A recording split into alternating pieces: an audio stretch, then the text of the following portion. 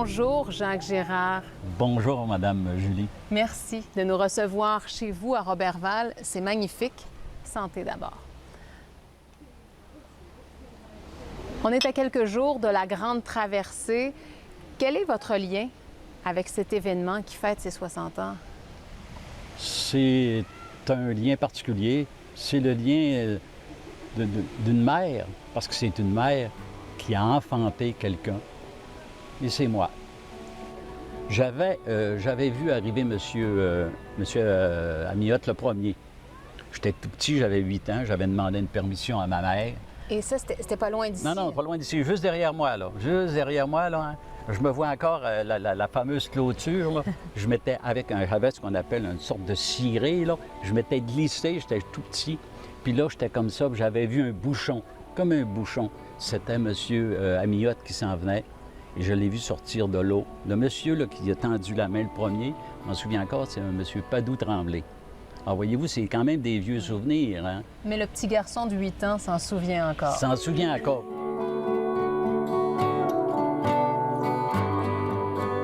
Moi, j'habite un taudis. J'ai toujours été hanté par la pauvreté.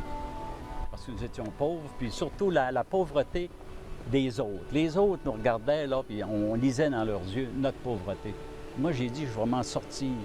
Mais de quelle façon? Il y avait une façon que je pouvais, là, par rapport à nos moyens modestes, c'était d'aller à l'école, puis d'enseigner. On avait un responsable, là, puis il nous avait dit, Jacques, toi, dans l'enseignement, je te verrai assez bien. C'est ce que j'ai fait. Puis j'ai, naturellement, après la lecture, j'ai rencontré des gens. J'ai rencontré un monsieur qui s'appelle Guy-Marc Fournier, un écrivain qui est décédé en 91. Lui, là, il est arrivé chez nous pour chambrer, pour demeurer chez nous parce que nous avions une chambre de libre. Puis il est arrivé, il travaillait dans un même moulin à scie que papa, avec une grosse poche de livres vertes. Il y a un gars qui travaille dans le moulin à scie, puis qui met sa poche de livres là, puis il s'échappe des livres. Puis moi, je me souviens que j'avais un livre, là, que j'avais ici tantôt, là. Ah, voilà. Le Dompteur d'ours. Je lis le Dompteur d'ours. Ah, pour moi, là, hein, c'était une révélation. Et il y avait un autre auteur aussi. Il y avait un monsieur Stéphane Zweig. J'ai apporté ici La peur. J'aurais pu vous parler, moi, d'Amok. Le livre Amok, c'est une drôle de rage. Puis moi, j'ai eu cette rage-là à ce moment-là, quand j'ai commencé là, la rage de lire. J'ai dit, par la lecture, je suis assuré d'une chose. Je vais sortir de cette condition-là, puis je vais certainement là, faire quelque chose de ma vie. Puis, alors, je deviens journaliste. Puis là, je commence à écrire de plus en plus. J'ai encore rien écrit, là. J'ai pas de... Puis savez-vous, là, que je vieillis.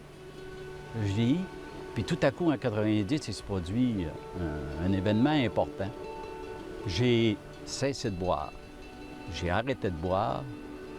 J'ai dit, pour aujourd'hui, c'est terminé. Puis j'ai terminé. Puis c'était une drôle de façon. Alors j'ai dit, tiens, c'est terminé. Mais mon épouse, Diane, s'est aperçue que, facile de dire, j'arrête. Mais de là à dire, là, hein, dans les faits, là, j'étais un ours sans cage, hein, je mangeais moins, je me cachais des barres de chocolat. En tout cas, c'était pas facile. Diane a dit, Jacques, depuis 20 ans, là, elle dit, ta petite boîte, là, je la vois, là, elle est pleine de petits cahiers. Pourquoi tu n'écrirais pas? Puis, quand j'ai lu un livre d'une dame, Hélène Penneau, oui. Les carnets du lac, là, ça, c'est... Ce lac, moi, je regardais le lac, moi, mais pas de cette façon-là. Et c'est elle qui m'a ouvert les yeux, qui m'a dit, « Hey, Jacques, là, regarde là le lac te parle, tu es capable d'y parler. » Après ça, là, je savais que j'allais être en mesure d'écrire un livre sur la traversée avec la collaboration, naturellement, de bien des gens. Donc, c'est cette lecture d'Hélène Penneau qui vous a fait prendre conscience que le lac Saint-Jean allait faire partie de votre écriture. Allait faire partie, oui, de ce qu'on appelle, là, les quelques livres que j'allais écrire.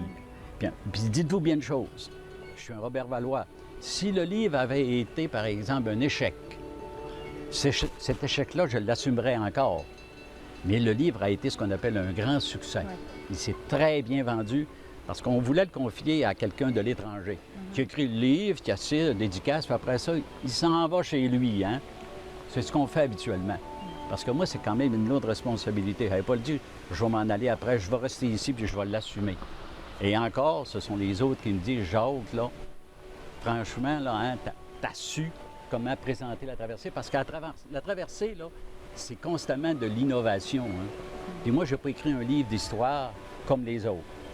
J'ai écrit un livre d'histoire un peu comme M. Bédard, à ma façon, c'est le cas de le dire. J'ai d'autres projets. Alors, j'en ai encore. Mais comme on dit, la maladie a réduit un peu mes activités. Voilà, vous menez des combats. Ah, je mène depuis le 5 août 2005. Alors, je mène un combat contre ce qu'on appelle une macroglobulinémie de Waldenström. Toute une maladie rarissime. La plupart des gens atteints de cette maladie-là meurent, 98 des gens. Moi, je suis encore vivant. Mais j'ai quand même, contracté ce qu'on appelle une maladie dégénérative. Alors, c'est touchant les jambes, les bras puis les mains. Alors, vous avez dû remarquer que je tremble, puis moi, je me cache pas. Est-ce que la création, c'est un bon antidouleur? Ah, très bon antidouleur. Alors, imaginez-vous là, que dans ma situation, là, je ne peux pas faire grand-chose, je suis dangereusement limité. Mais moi, là, regardez un petit bout de crayon au plomb comme ça, là, hein, avec un petit cahier, là, puis j'écris encore. Des fois, je viens écrire ici en après-midi ou dans un restaurant.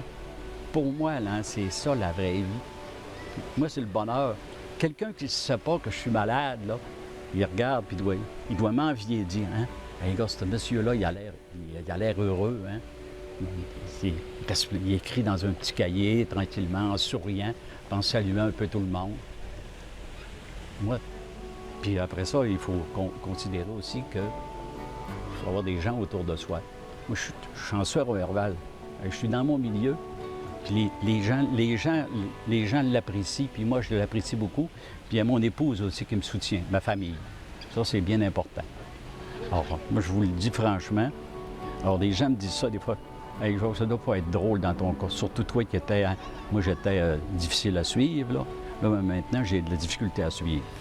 Mais je leur dis, j'ai encore... Hein, on dit, je suis encore lucide. Hein. Et je leur dis, je suis encore capable d'écrire. Puis j'ai dit, je suis encore capable de publier. Puis j'ai encore des projets. N'est-ce pas la vie? Avec un si beau lac. Hein? Merci.